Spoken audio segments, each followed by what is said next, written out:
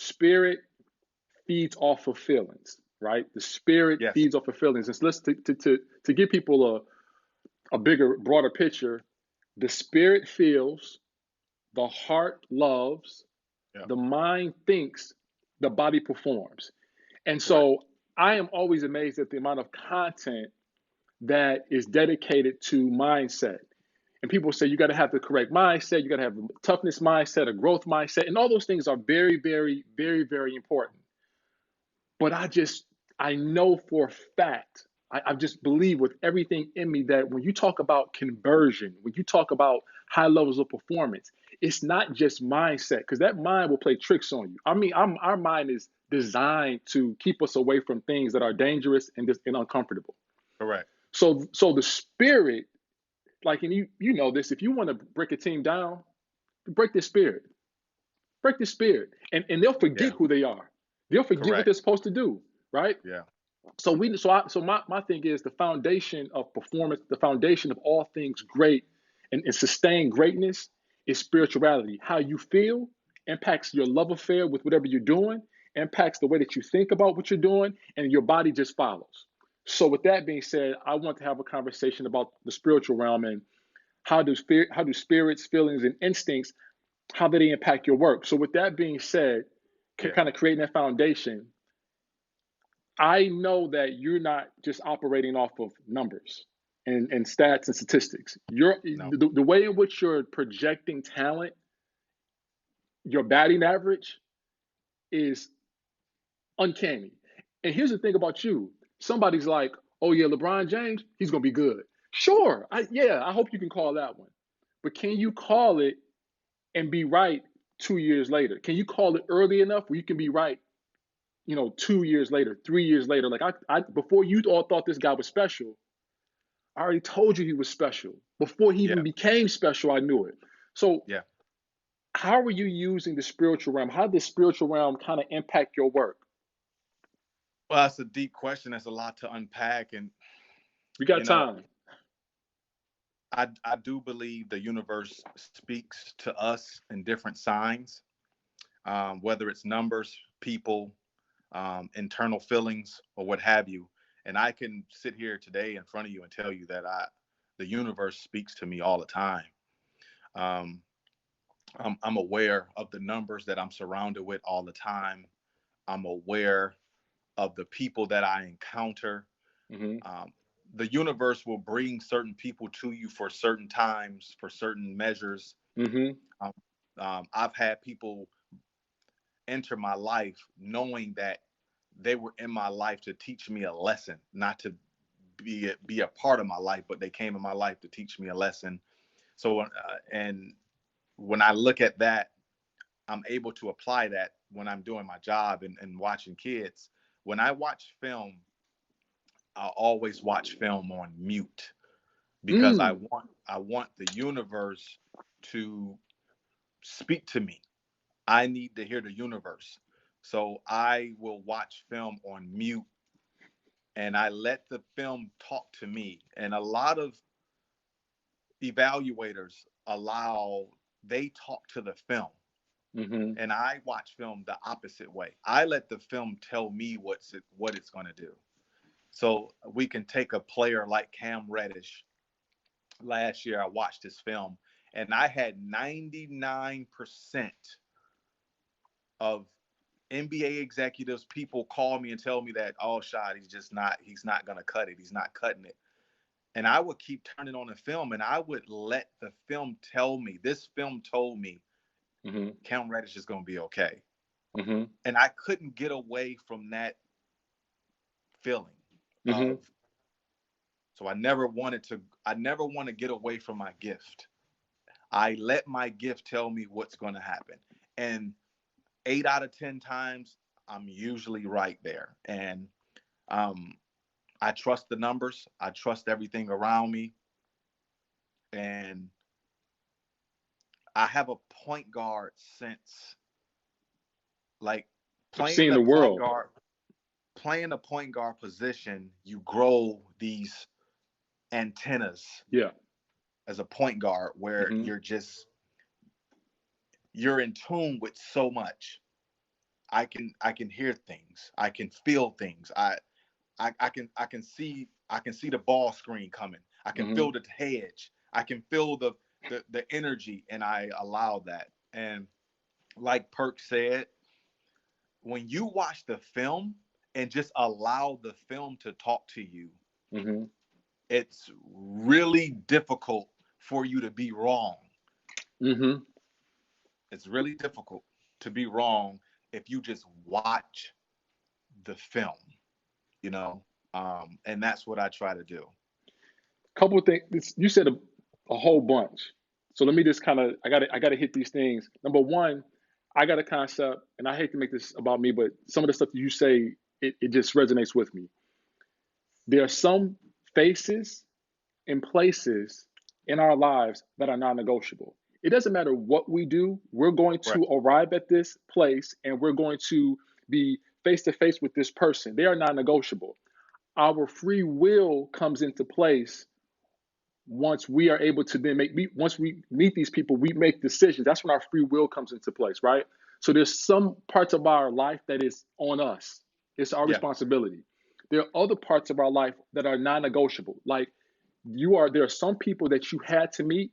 There are some places that you had to be in order for people to pour in you, right? And you could probably Correct. look back at it in hindsight and say, that person is all my fault. I chose to hang out with that person, and that's what the situation was. Then there are other situations where you say, you know what? I was going to meet this person no matter what. This person was going to fall into my lap, fall into my life, no matter what. We had to run into each other. You dig what I'm There's saying? there's no such thing in my world as coincidence. Not in Mm-hmm. my world.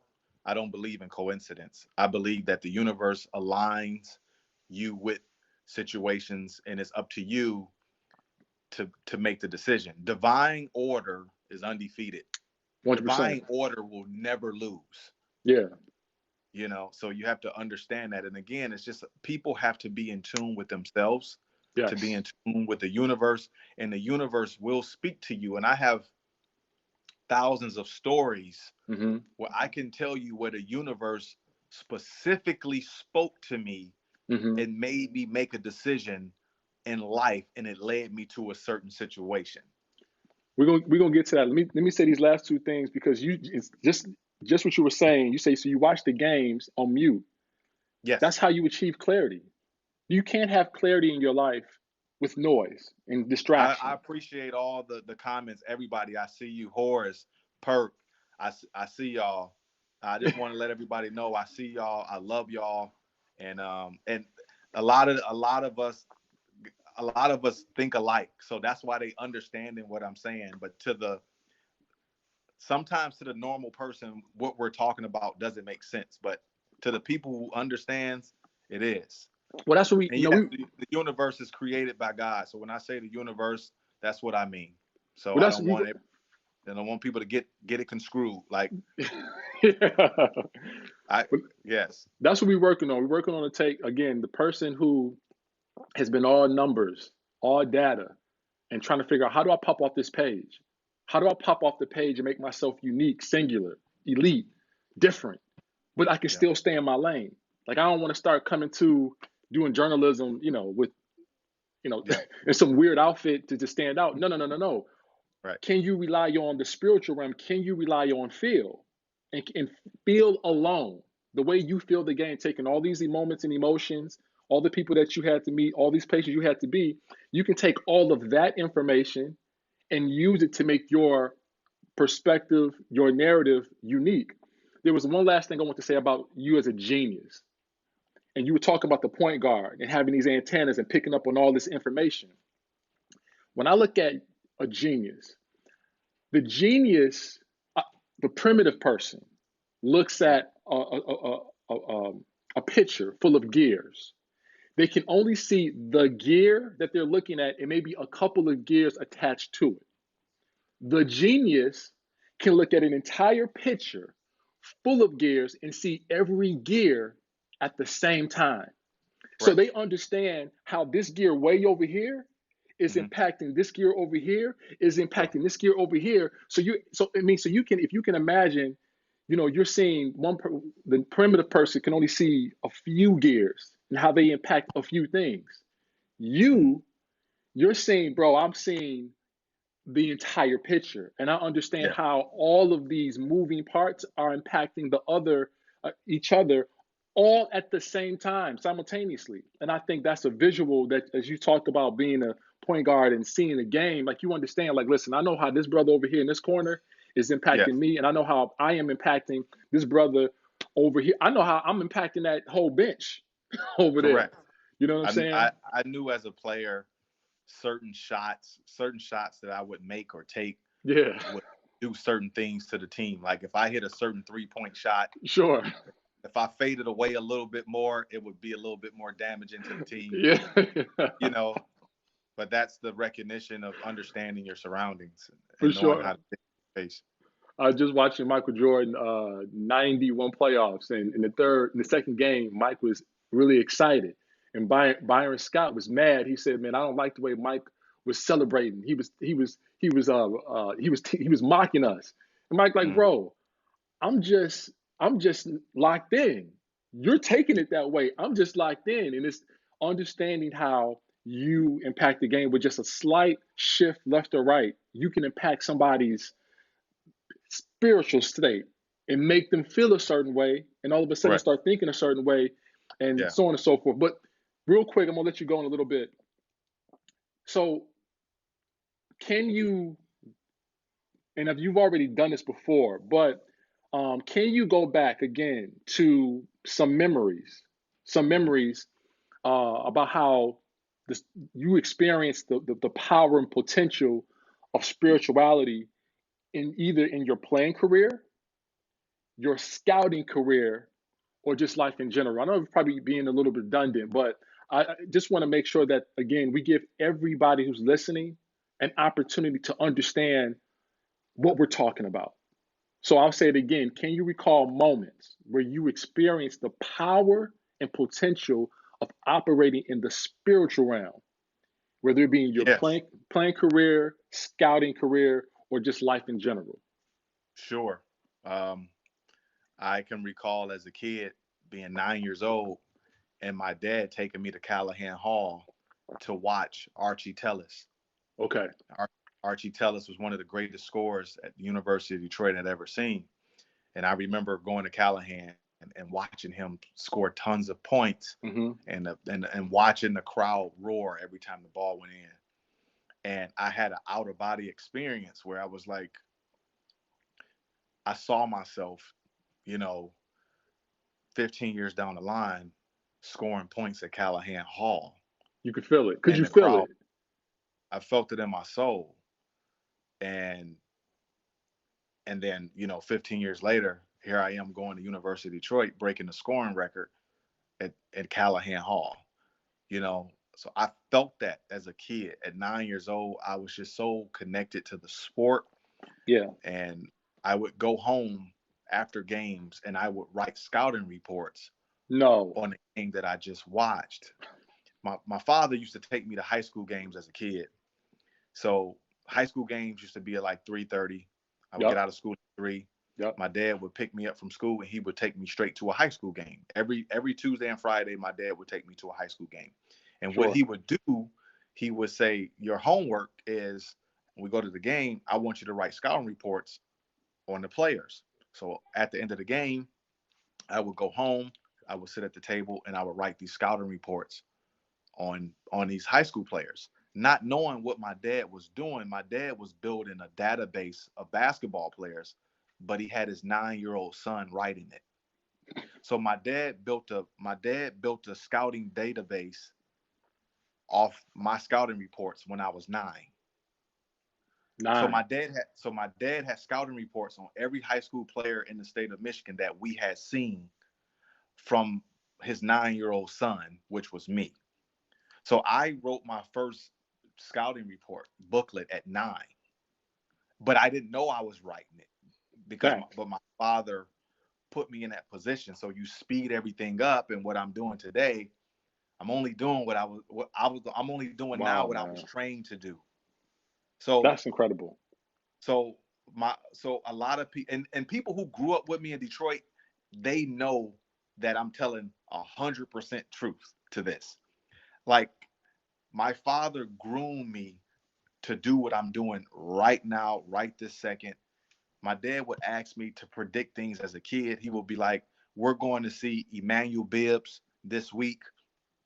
What do you think he's going to play? How is he going to play against Southwestern? They're going to box and one him." And I'll say, "I think he's going to score like 22 points."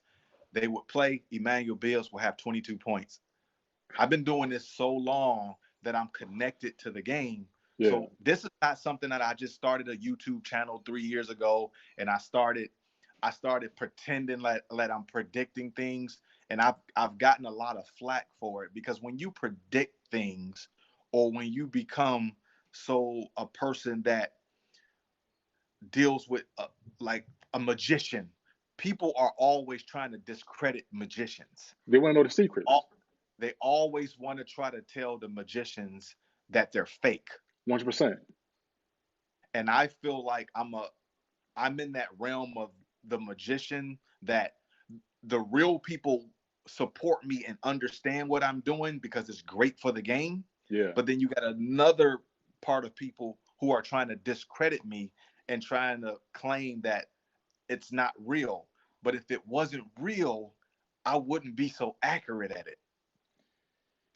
Yeah, man. I mean, the fact that you started this thing 3 years ago, and the amount of success, the amount of accuracy, um, and there's some things that people don't know about you that they will learn at some point in terms of collaborations and partnerships that people that are coming. And it's like, you're not, and look, you're not dealing with mom and pop No. situations. You're dealing with heavy hitters, and these people do their research.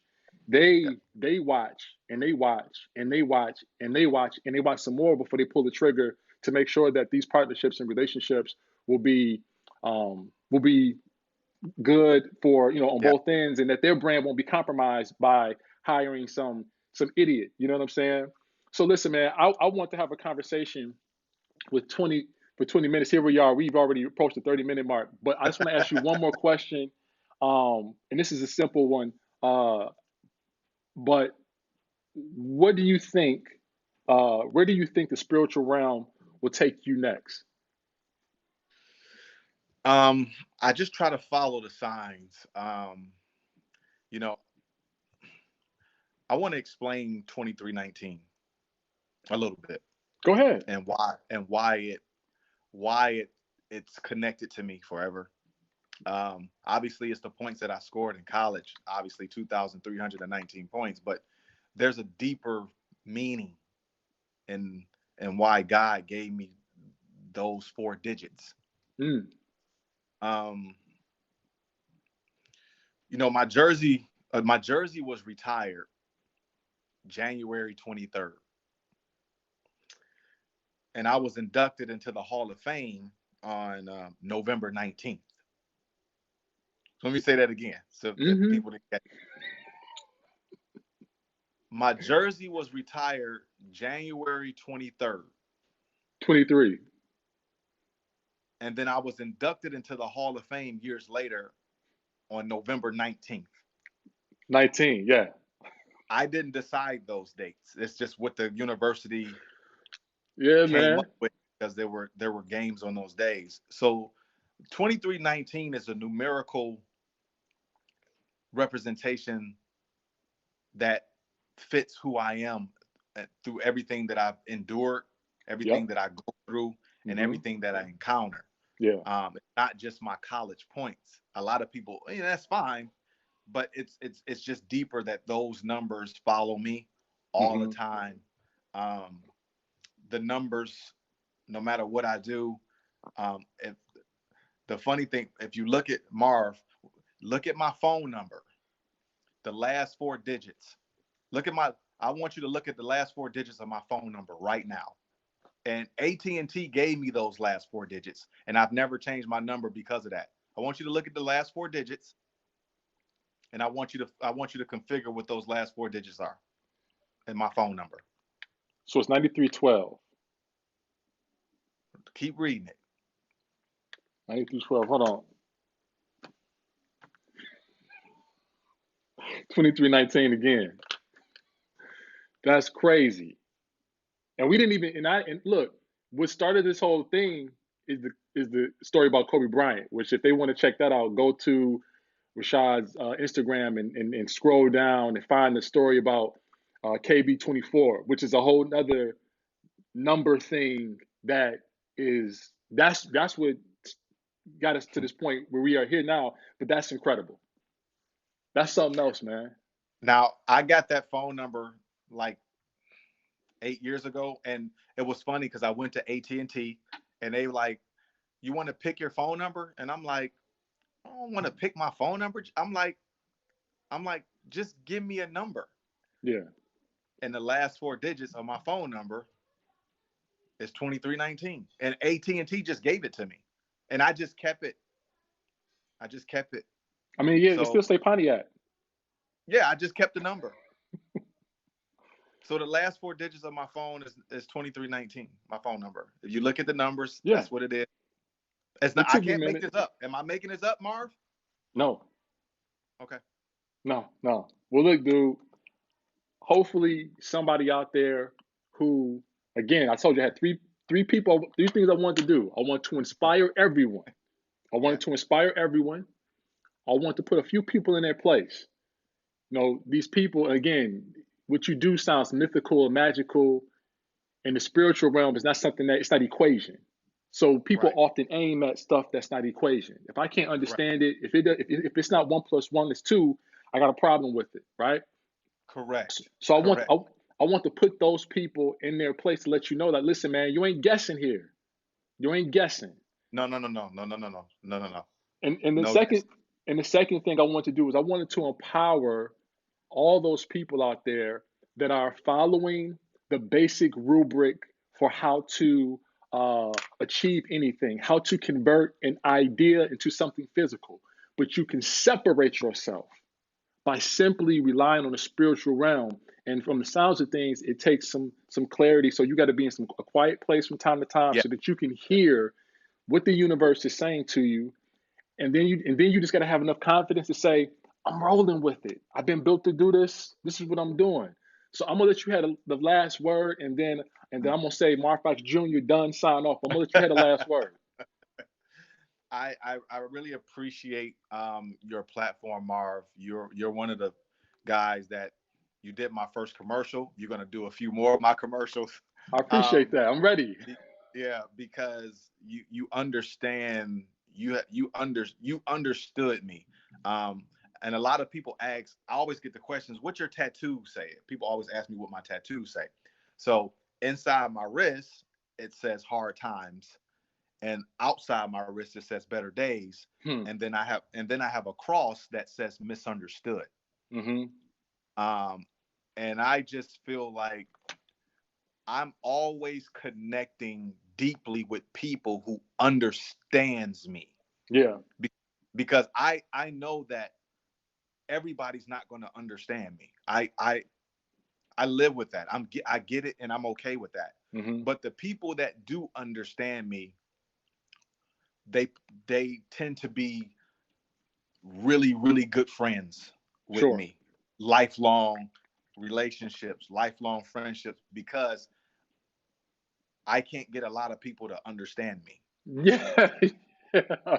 And some days I feel weird. Some Yep. days I feel like an alien.